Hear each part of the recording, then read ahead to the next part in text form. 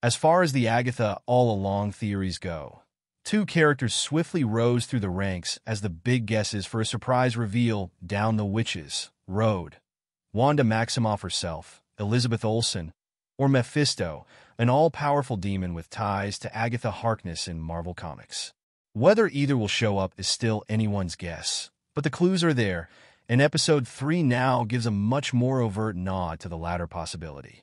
The first trial on the Witch's Road presents Agatha Harkness, Catherine Hahn, and her coven with an oceanside house, which magically gives them WASP-Y, East Coast fashion ensembles, high pinstripe shirt collars, pearls, and wine to go around.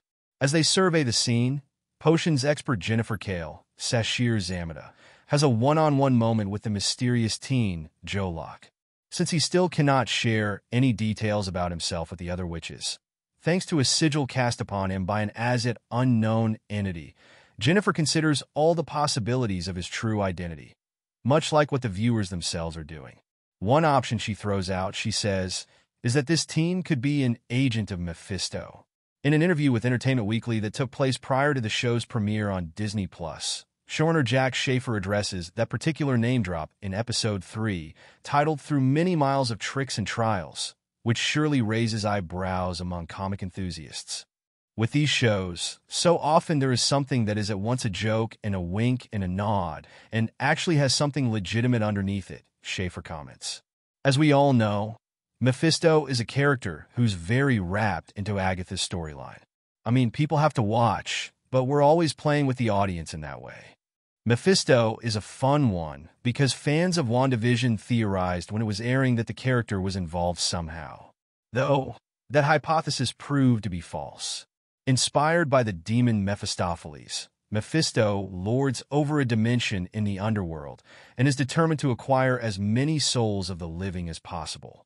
He often appears in the likeness of the biblical Satan and loves a good mischievous bargain or trick to get what he wants. One current fan theory gaining popularity online for Agatha All Along is that Aubrey Plaza's Rio Vidal, the so-called Green Witch who has history with the lead character, could really be an interpretation of Blackheart, a child of Mephisto from the comics.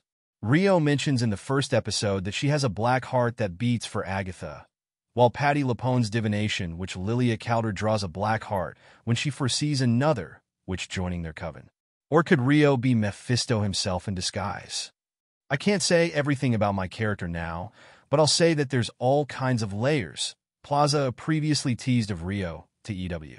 I really wanted to try to bring some kind of chaotic energy and a spontaneity to it that would keep Agatha on her toes and just have fun playing in that dynamic. In terms of the other big theory, whether Olsen herself will appear on Agatha All Along, Schaefer speaks about how much of Wanda's shadow she wanted to include on the series. There was a lot of consideration, she says. That's a great way of articulating it, her shadow. Agatha is not a character who's going to stand in anyone's shadow. So this is emphatically Agatha Harkness' show. However, we are in the WandaVision corner of the universe, so Wanda's legacy has threads in this narrative. But yeah, it is about Agatha.